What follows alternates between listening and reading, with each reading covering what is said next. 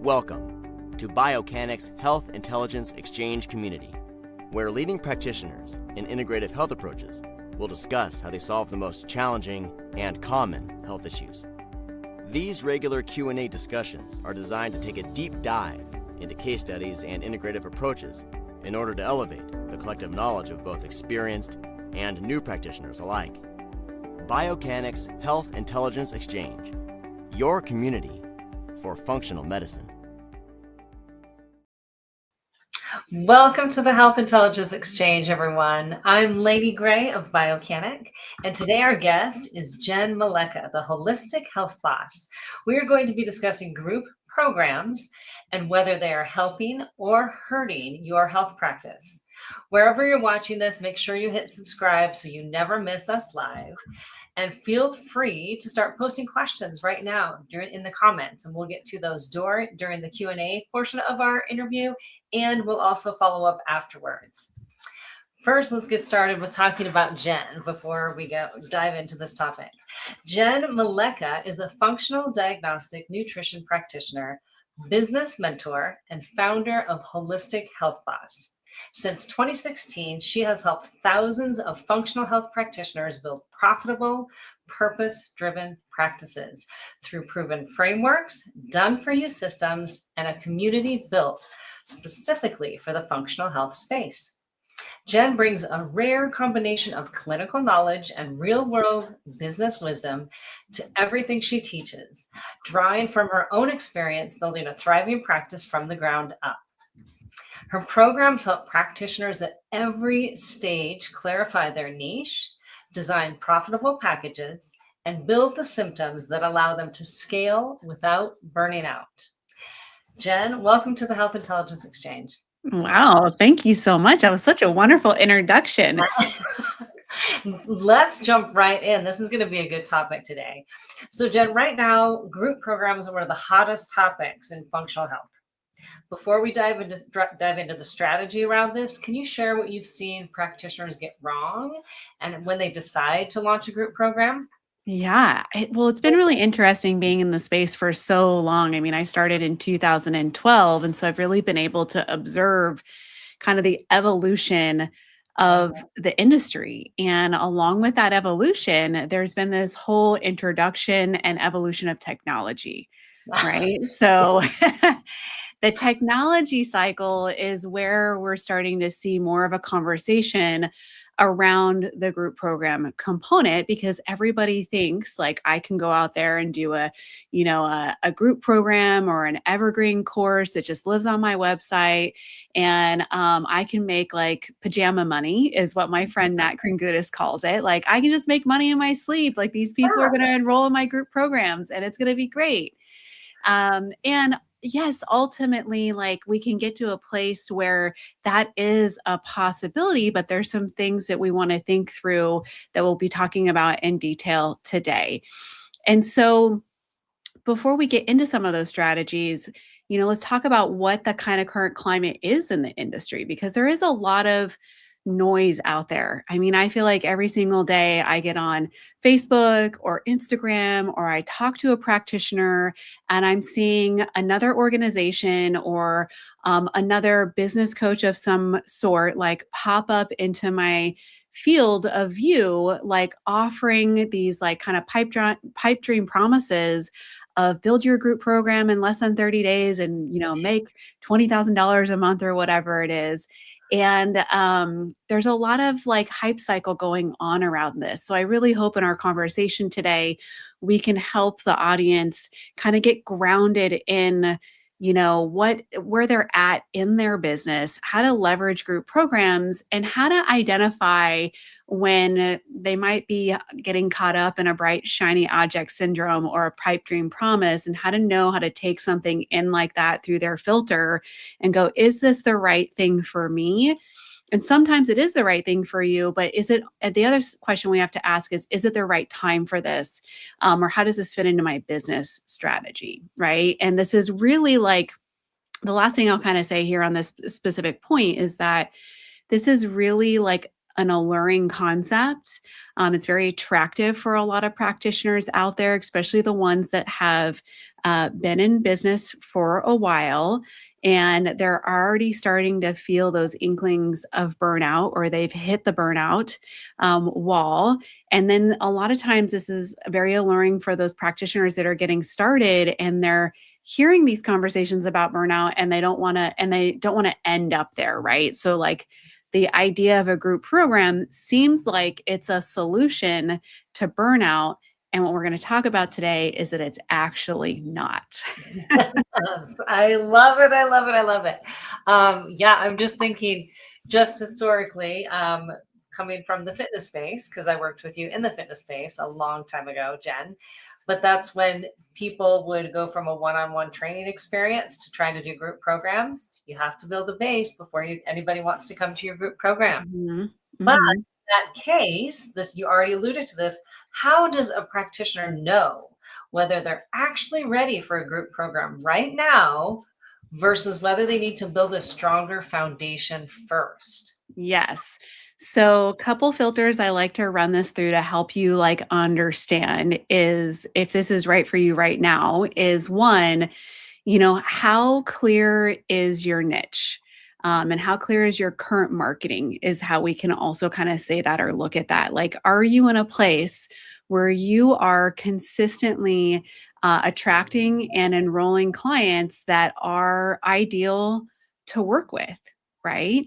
So when we are consistently enrolling and attracting ideal clients that we love working with, that's an indication that we have clarity around who we are as a practitioner, what we offer, but also our marketing. And if we're going to get out there and we're going to offer group programs, we need to have really good marketing in order to do that, right? So Yeah. that's filter number one is like that niche clarity. How clear are you on who your ideal client is, your niche area, and you will know how clear that is based on how consistently are you attracting and enrolling those ideal clients into your practice. The second filter that we want to run this through is your what I call like your proof of concept. And this is not a term specific to me. This is just a general term used in all kinds of industries. Like, what is the proof of concept? Like, you have a concept, and are we proving that that concept works? So, some of the indicators that you've proved a concept is through that one on one work with those ideal clients that you've been working with, is that you're finding yourself repeating yourself, where you're like, okay, like I am saying the same things over and over again to these people that I'm working with, which again is another indication that you've actually like narrowed in enough on your niche because you're attracting this like ideal person that has similar problems that needs similar solutions, right? And so that's where we're going to find ourselves like repeating ourselves essentially.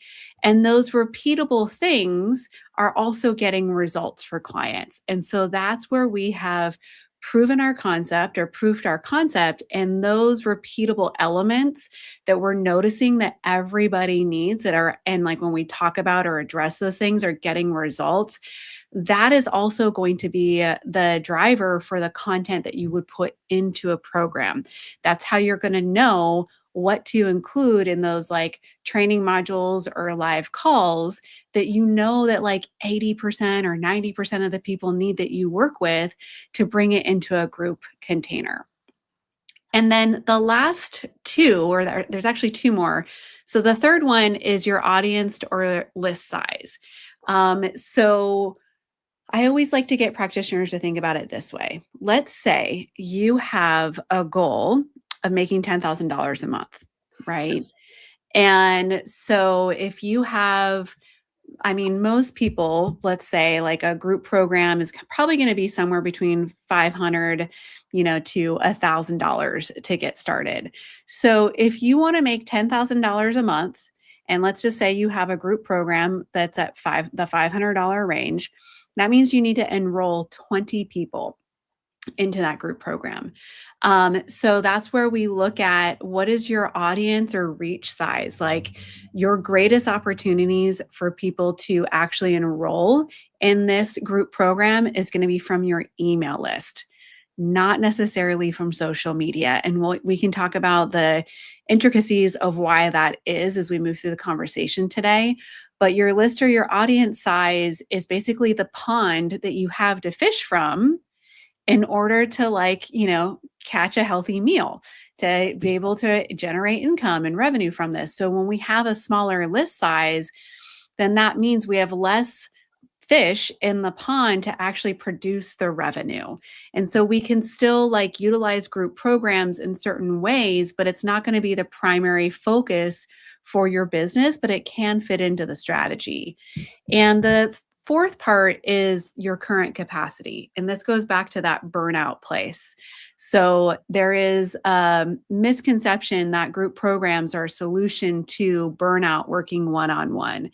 And that's not necessarily true for a couple of reasons. One is that burnout is a signature symptom that you are not, one, probably niched down quite enough in your practice, which means that you're reinventing the wheel every single time somebody comes in. You're constantly customizing things versus attracting that ideal client that has, similar problems that need similar solutions, that allows you then to template, delegate, and automate your practice so that you can work smarter, not harder, right? So when we actually focus on that foundation, it's going to relieve the burnout that you're feeling. And it's also going to then free up the time to create the group program. If you're already in a place or on the verge of burnout, where are you finding this extra time to market, build, launch a group program, right?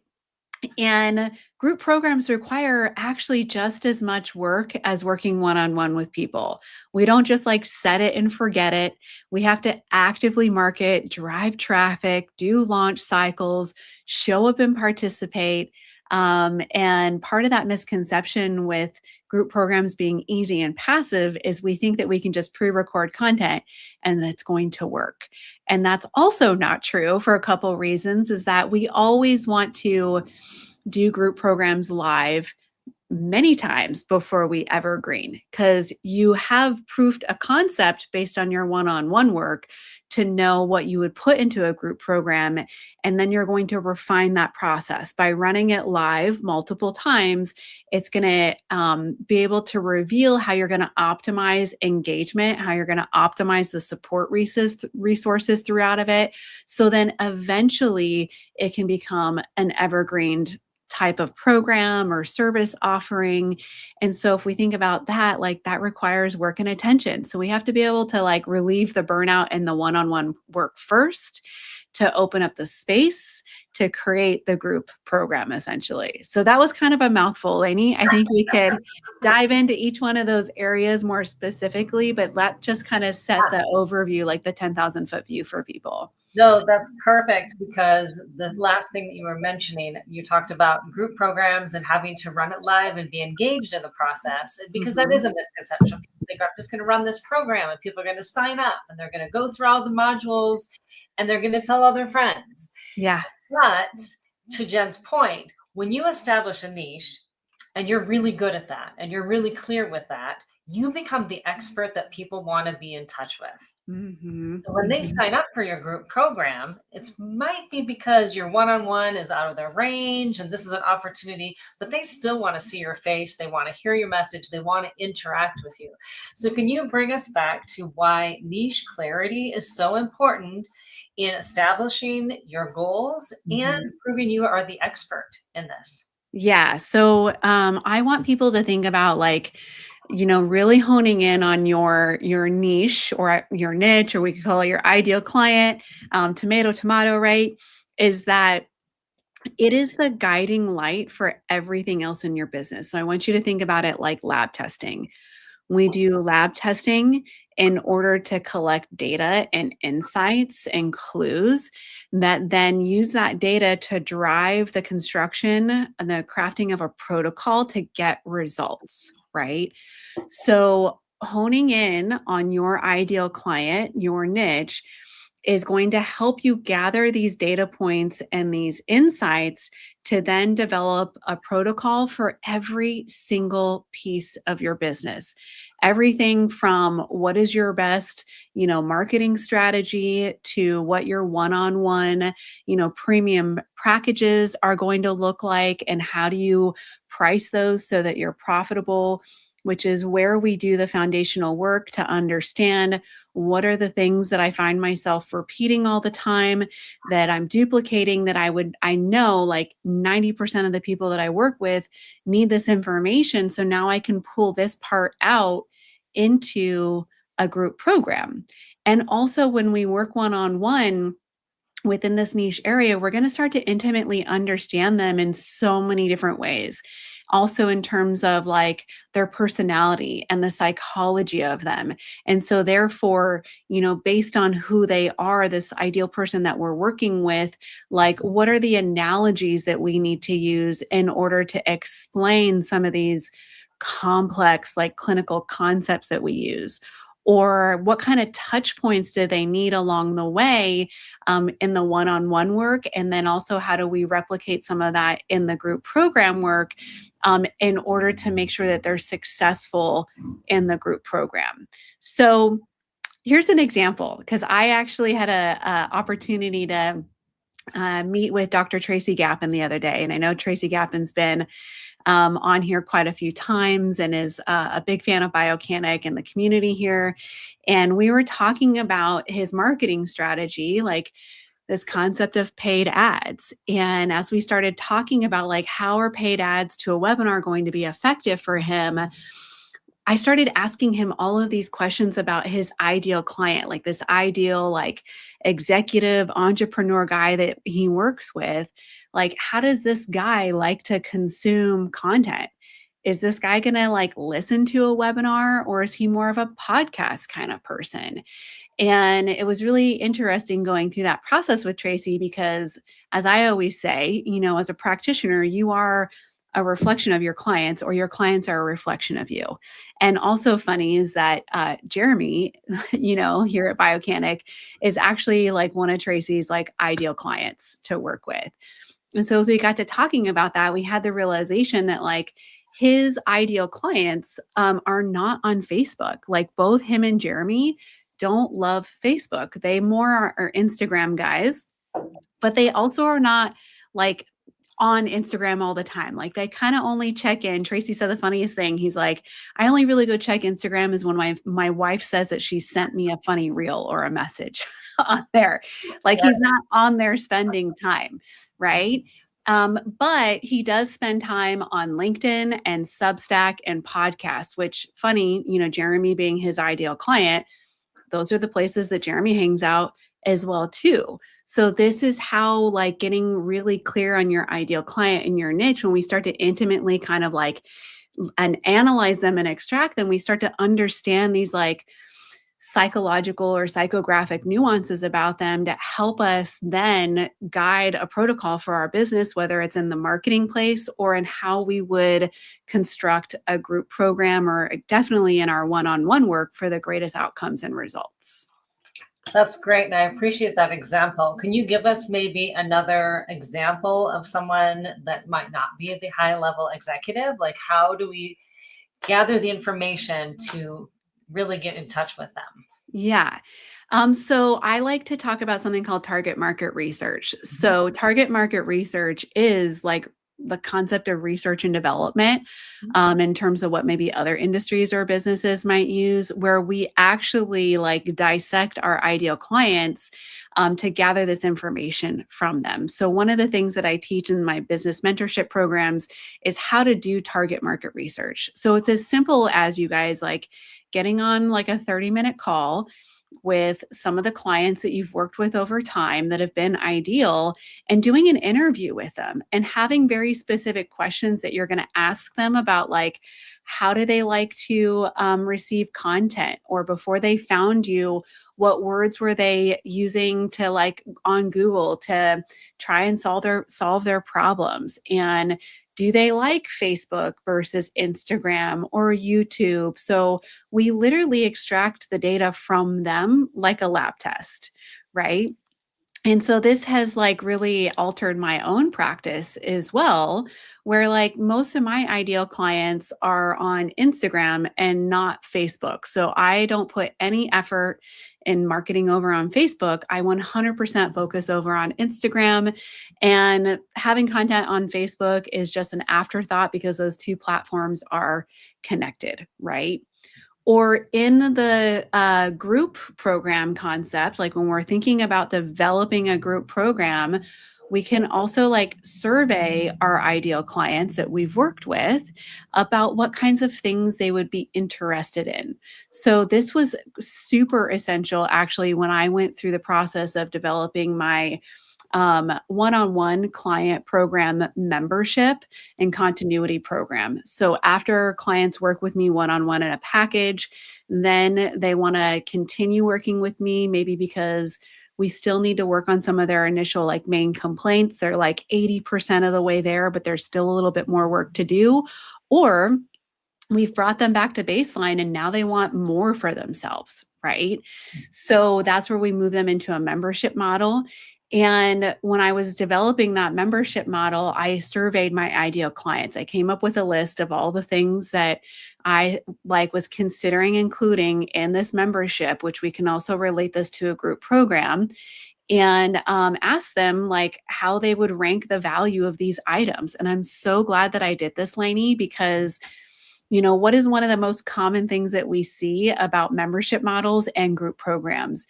And that is like a monthly or a regularly occurring like group coaching call, right? Yeah. Group format. And that was the thing that my ideal clients rated the lowest. Out of all the features and benefits, they were not interested in like a monthly group call. So that would have been a waste of my time to like try to set that up systematically, like tech wise, logistically, or to show up on a regular basis. Right. Yeah. And like they probably would have like eventually canceled because they're like, I'm not using this thing. I don't go to that call ever. And so this is where really getting clear on who that ideal client is going to provide you with those insights to guide every single development of every piece of your business, basically. That's so great, Jen. I'm so glad you broke that down so clearly. And can I just ask a question? Would that ideal client and how they interact and what they need change over the course of your business?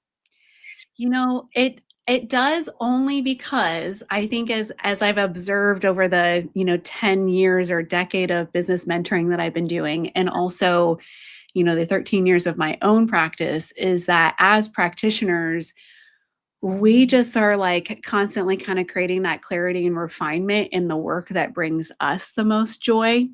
And so, when we first kind of get started in our practice, we tend to work with anybody that comes through, and as we should, right? Like that's how we gain the experience and we start to understand, what it is that we like to do and what it is that we don't like to do. It's like, I was talking to a nurse practitioner the other day, and also a chiropractor on the same day that had also gone through like different medical trainings. And we were kind of relating this to, when people go through medical school, they then do like dissertations, they do rounds in different specialties, right? To figure out what do they want their specialty to be? Do they want it to be in cardiology or gastroenterology or like endocrinology?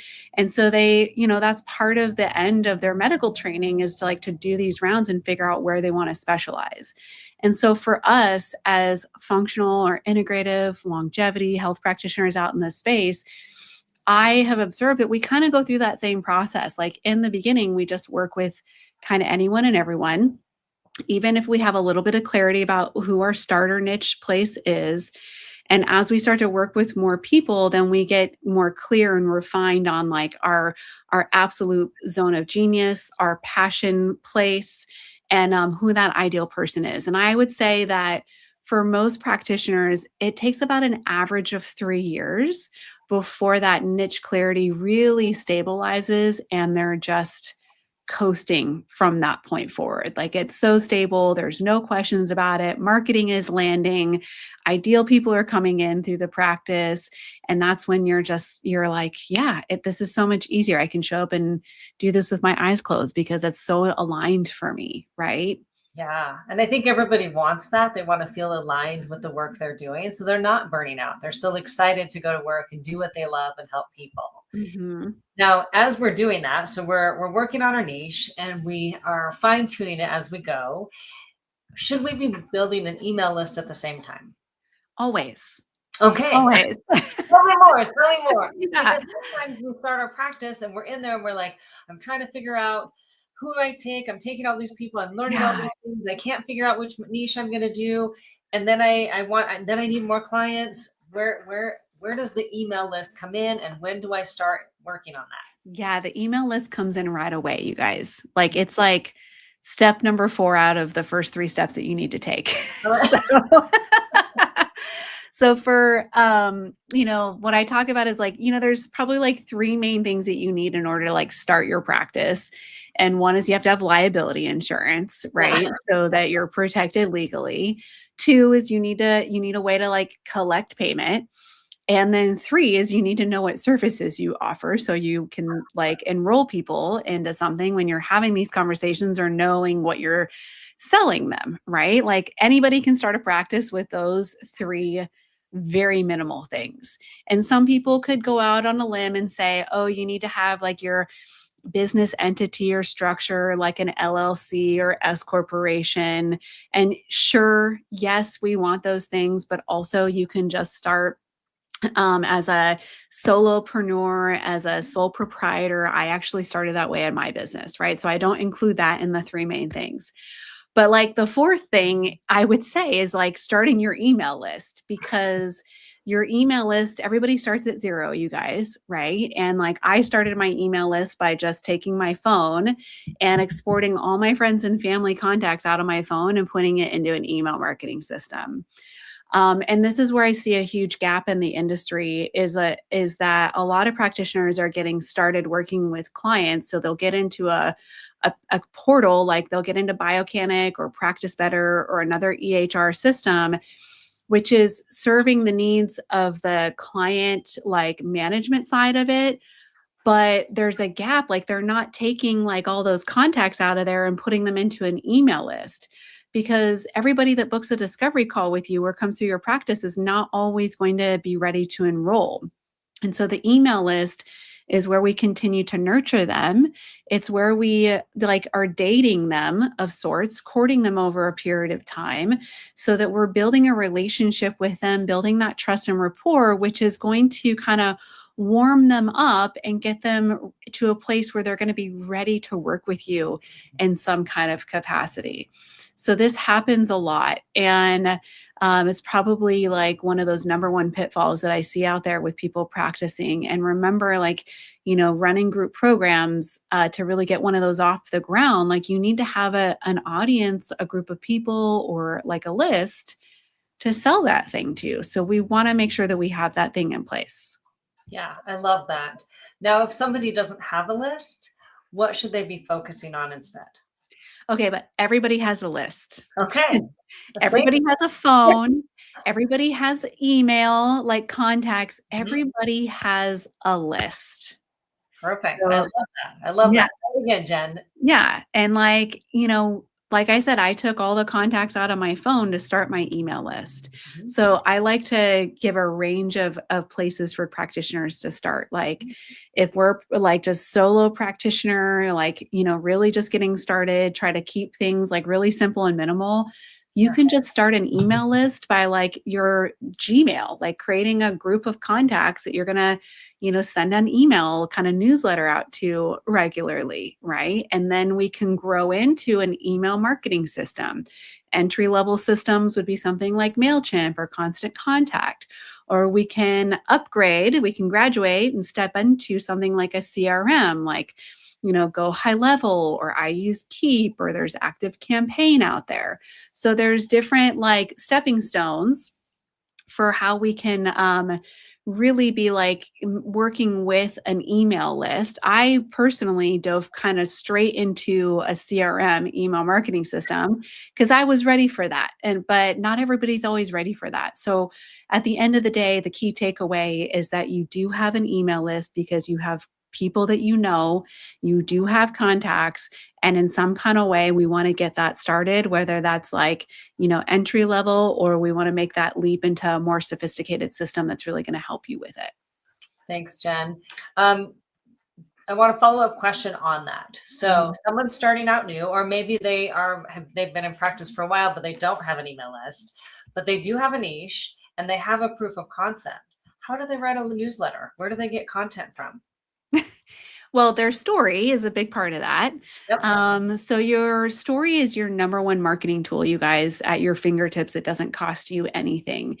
And it is going to be the thing that helps to connect you with those other people out there that need your help. Who you uniquely are as a person is what actually makes you unique as a practitioner. There's, I don't know how many people we have on here live with us or how many people are going to watch this replay.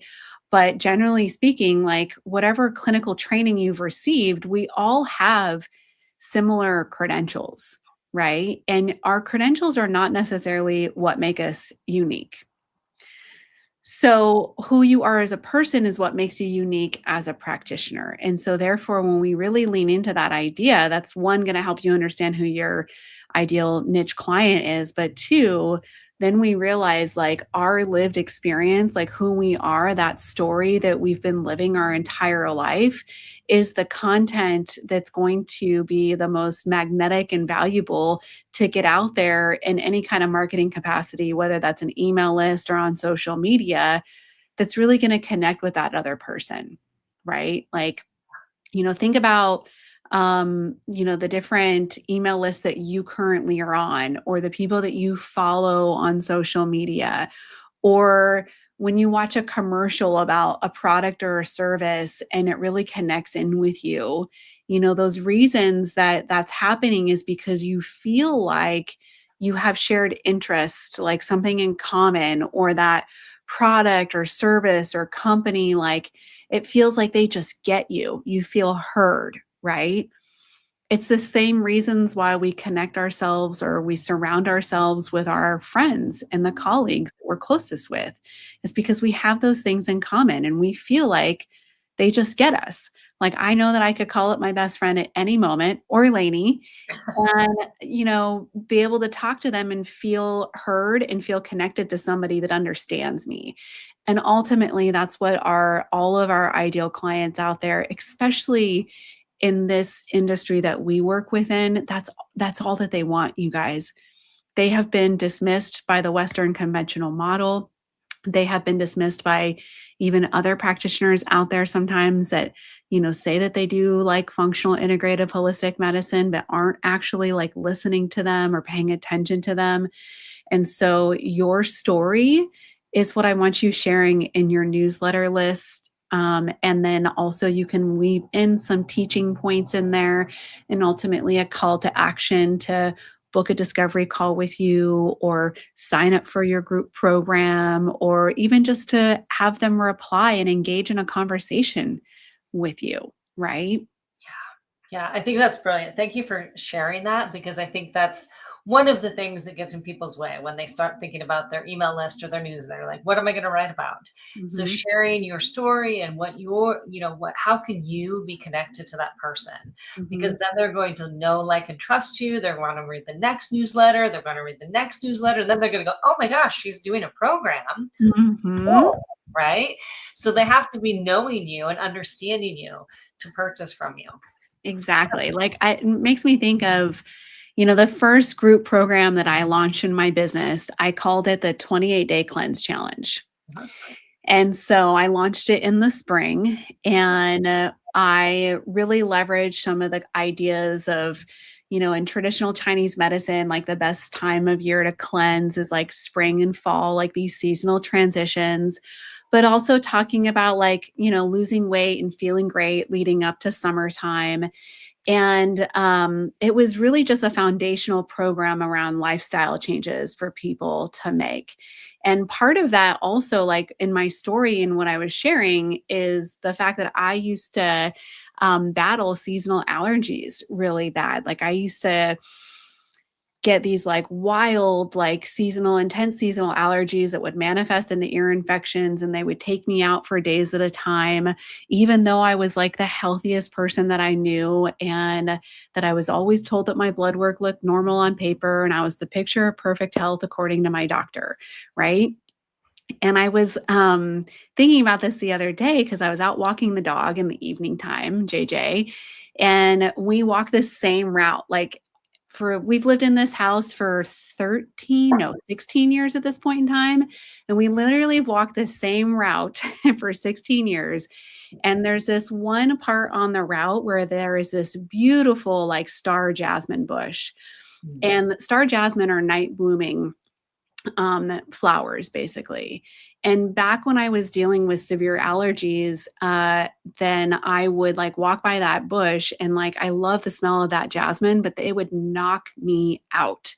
I would instantly get a headache. I would come home feeling like totally drained and fatigued. And so going like by there in the springtime was really hard. And the other night when I was out walking JJ, I walked by that star jasmine bush and I was like, I got to just enjoy the wonderful smell of it with zero symptoms. Yeah. And I posted that in my Instagram stories. And so that's kind of the personal story element that we can connect with other people that are having a similar experience and also show them like what's possible, that they don't have to suffer that way with those seasonal allergies. And so with my 28-day cleanse challenge, it is now evergreen because I have run it many times to really refine it, is that, every spring and fall, I do specific targeted like marketing promotion for it.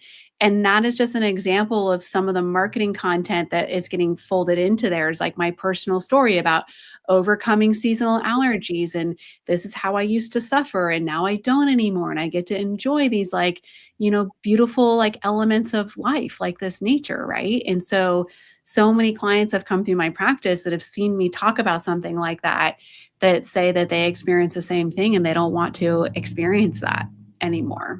That's great. That's so great. I love it. So sharing your story, getting your niche, building your email list. And then we think we're ready for a group program. And most people have this perception that group means less work. Yeah. And more income. We're going to make more money. We're not going to have to work as much. But in your experience, is that actually true? And what does reality look for? Right. Yeah. So let's recap a little bit of what I said earlier, right? So it depends on what your revenue goals are. Yeah. So if you want to make $10,000 a month and you have a group program that you're going to price at, let's say $500, that means you have to enroll 20 people. Right. Or if you price it at $1,000, then that means you need to enroll 10 people.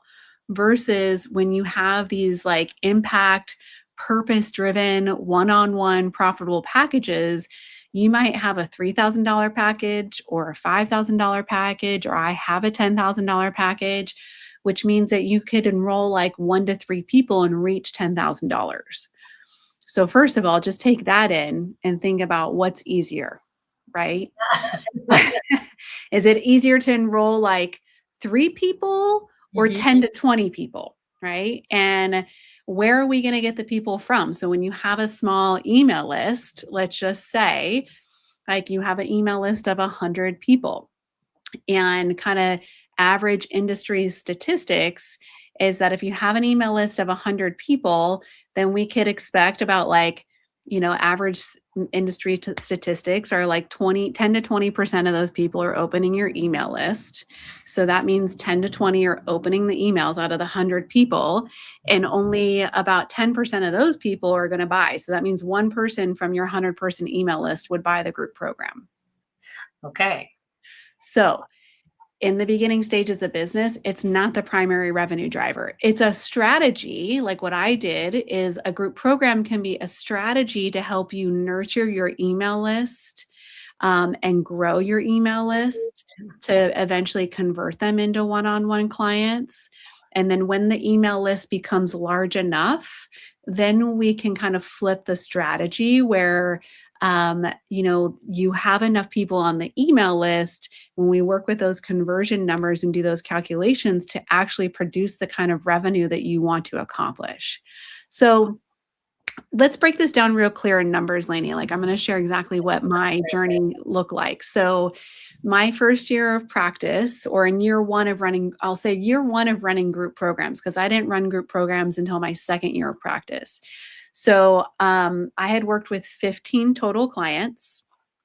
My email list at the time was 358.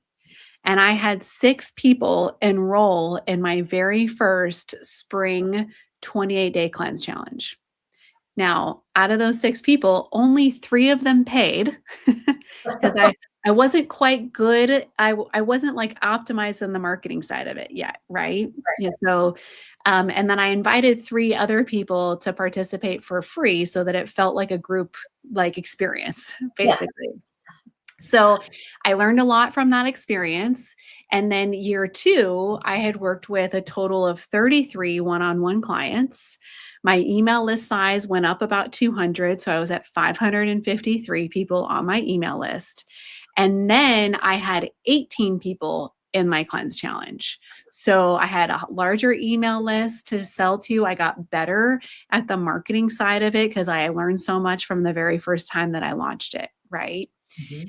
And then that's also when I realized that people were getting really great results out of the cleanse challenge and they still needed more work. So like my strategy was to try to upsell them into one-on-one like coaching packages with me.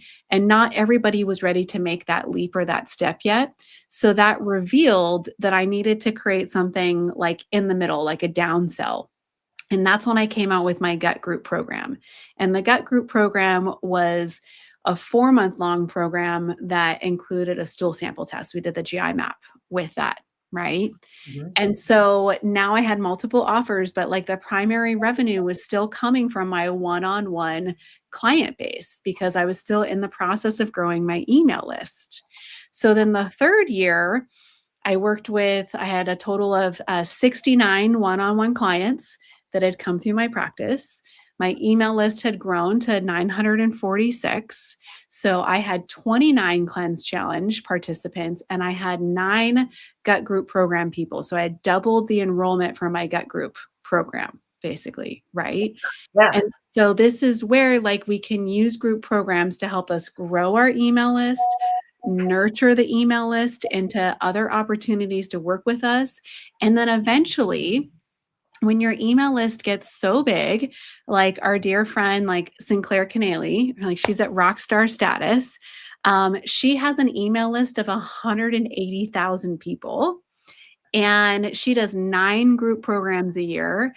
And they have on average, about 500 people enroll in a group program.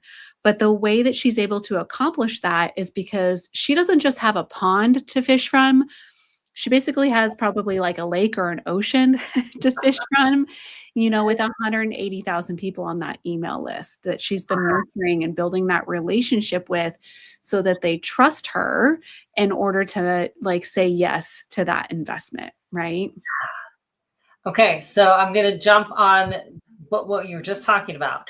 Number 1, so now let's say we've gotten into the group program. But for those who are already running a program, but not getting the results, what are the most common reasons that the programs underperform? And then second, especially talking about you adding the GI map or how do we incorporate lab testing and data, into these programs without having to worry about all this really personalized interpretation in a group setting? So number 1, what are people, why are they underperforming? And then how do we make them, more in depth and incorporate lab testing? Yeah. So, this is where, again, like that one-on-one work is going to help you just really refine your communication and your teaching styles with people. So you're really starting to observe, what are the commonalities on like, let's just say like a GI map stool sample test. Like, what am I seeing come through really often with these clients that I'm working with? And how am I talking about these things? Like, what is the language that I'm using to explain it? So then I can take that idea of what I'm doing one-on-one into a group container. right? Working one-on-one with people is also going to help you to like improve or refine what we like to call like your facilitation skills.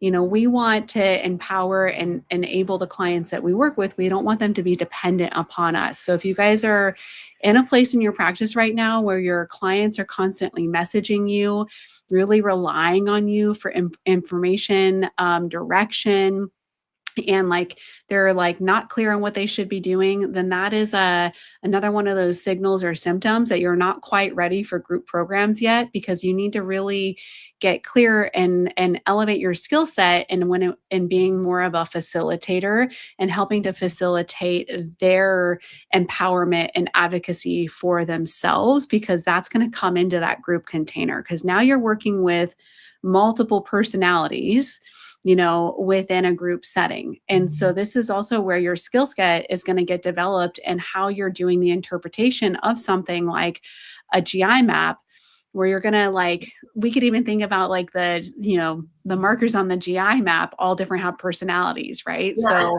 you're going to be able to talk to, like, if you're seeing these correlations together, like one of the things that I always will say, for example, is, you know, we're seeing H. pylori over here, but we're not seeing any blastohystis hominis on here, but these guys like to hang out together. So obviously, a lot of times when we see H. pylori, we know blasto is hanging out somewhere in here. It's just not showing up on the stool sample test. And if you're seeing blasto, but you're not seeing any H. pylori, then also inversely, that can be true, right? So working with the one-on-one, this is where we're proving that concept. And it's really going to essentially like help you understand how to then do this in a group format. Does that help answer that question, Lainey? Yeah, I like that a lot, because that's one of those things, because people are doing this one-on-one and interpretive, and then they go, how do I do it in a group program? And then to your point as well, we're trying to work, you know, smarter, not harder. If we are trying to answer everybody's questions on an individual approach in a group program, you're going to be working way more than you are in your one-on-one client. Yes, exactly. Right? Yeah, because you're like, now you're in a group capacity. If you're not clear on that niche, and you're like, I've got 10 different human personalities with 20 different like GI map personalities, and this is a lot. What's coming to mind right now that I want to mention to you, because this is so fascinating, and I hope the audience has been paying attention to this, is that, you know, Jeremy is now on Substack. And I don't know if you saw this, Lainey, like he did a recent article about the nexus analysis of the GI map stool sample data within a population. Okay. And that was actually my practice. So fun fact. And we should get the link out there for people to go read this. But what was so interesting to me about this, what ended up happening in that data analytics was showing exactly what we're talking about right now. Like, I literally have scientific data now to prove the idea of niching. So what happened is that, what you'll see in that Substack article is that basically, like, my client population, they're coming in with almost identical, like very similar GI map testing results. That's how clear I am on my niche, where I'm really talking you guys and saying, like, when you are so clear on your ideal client and you're consistently attracting that ideal person that has similar problems, that needs similar solutions, like, now we're literally, we can prove that in my practice with this GI map data. Like, it's on paper, it's showing up in the test results, that basically the majority of my clients all have very similar GI map results. So how easy does that now become in a group format to teach interpretation of that when everybody does have similar results? Oh, that's amazing, Jen. That's super cool. All right. So now, if you have not been listening up to this point, let's recap. Get clear on your niche and your proof of concept before you jump right into the group program, because taking on this group program does not mean it's easier and more money if you don't have the other things in place first. But let's say, hey, we're ready. I've been doing this for a year, maybe 2, maybe 3. How do I market this? how do I launch a group program? Where do I start? Is there kind of a timeline you can share or give us some ideas of what to look for or plan for? Yes. So I want you guys to think about the length of your runway, right? So we want plenty of room to launch a group program successfully. And at a minimum, you want 8 weeks to market and launch this program before the first like module or call goes live, right? So you can set your date like give yourself more room if it's your first time, 8 to 12 weeks from now, and going, this is the day, July 1st that's probably a bad day because that's right before 4th of July. So we'll say like, August 1st or September 1st is the day that I want the first call or module to go live. And so now we can work backwards to understand the timeline of what we have to do to work up to that point, right? Yeah. And really thinking about, you want a solid like 2 weeks to start warming up your list and your audience to the idea of the group program. Like, start talking about some of the themes or the concepts like on your email list and in your social media content, like start creating some curiosity about the topic. And then from there, we're going to go into a minimum of a 2-week marketing period where we're going to be like basically inviting people to some type of free talk. Now that could be an in-person free talk. It could be a webinar if you wanted to. You could do a variety of those things. Like my first kind of like passes at doing the cleanse challenge, I was doing in-person talks at my kettlebell studio, at my yoga studio. I was also doing a webinar to my email list, right? Because no matter how small it was. And then when we get them into that free talk, that's really where you are creating like a significant like connection with them. And that's where then you position the offer for them to enroll in the group program.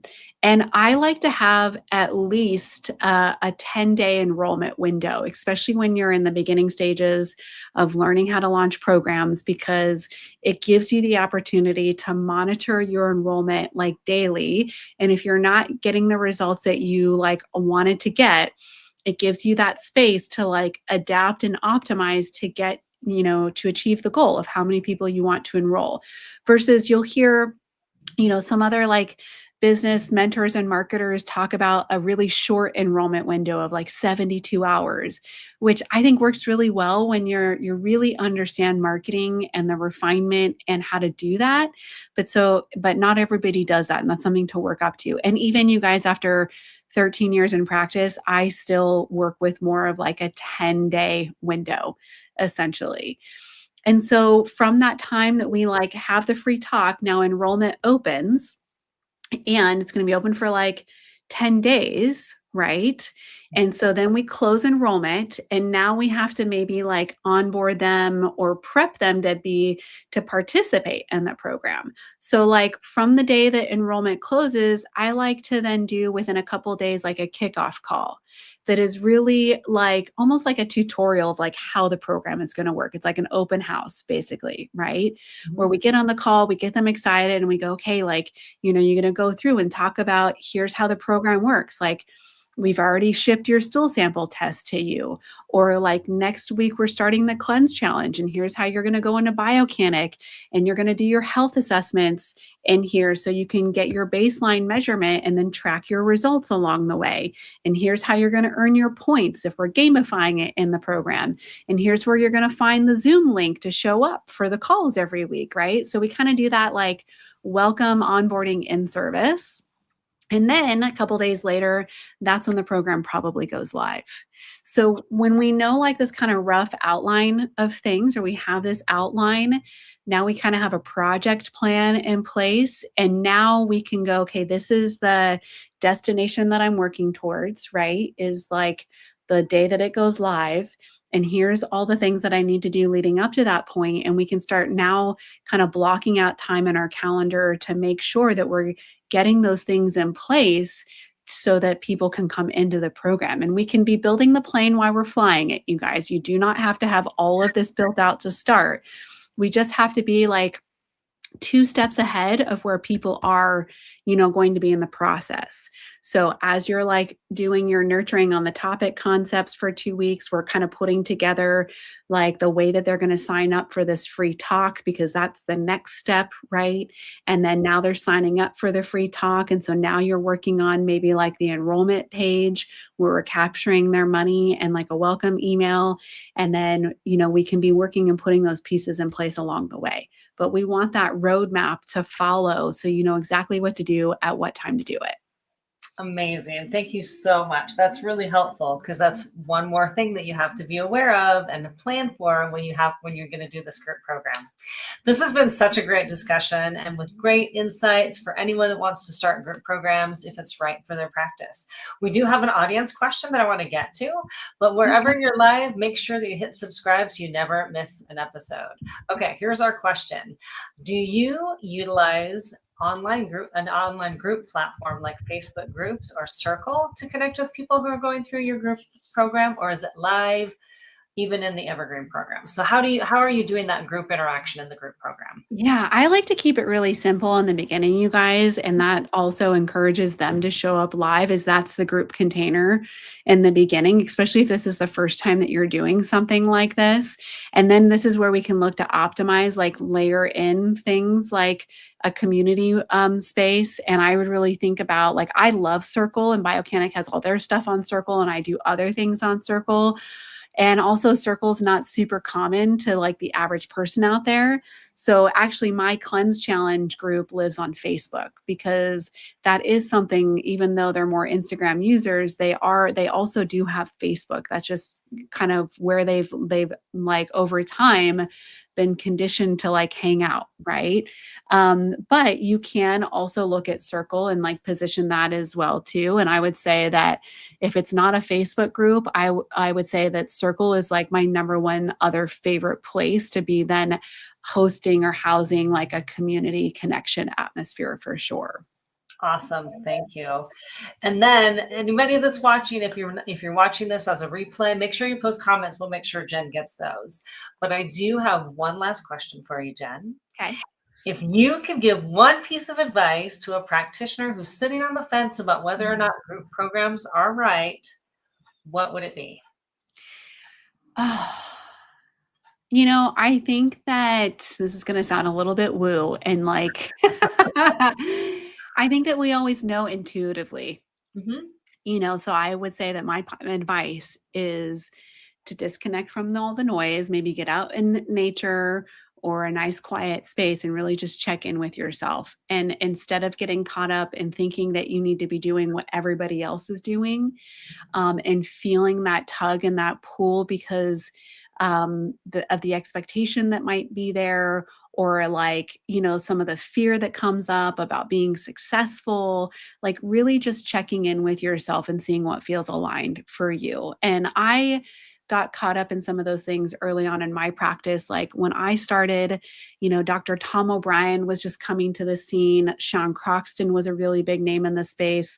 Our beloved Krista Arecchio, who has left us now, was a really big name in the space. Chris Kresser. And you guys, they were doing really big things. They were doing like big webinars and big summits and like all this like really big stuff. And I thought I needed to be doing those things. And it also almost like paralyzed me, right? Because then I was all kinds of overwhelmed and indecision.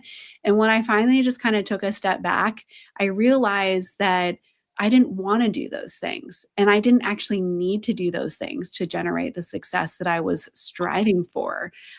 Yes, I've used group programs in my practice, but where I really love, where my passion is actually in the one-on-one work. And I found a way to make that really efficient and effective so that it is 100% joyful and it never burns me out, right? So I think that all of us are going to be unique in what feels aligned for us. And that would be my word of advice, is just to check in and connect in with what actually feels aligned for you.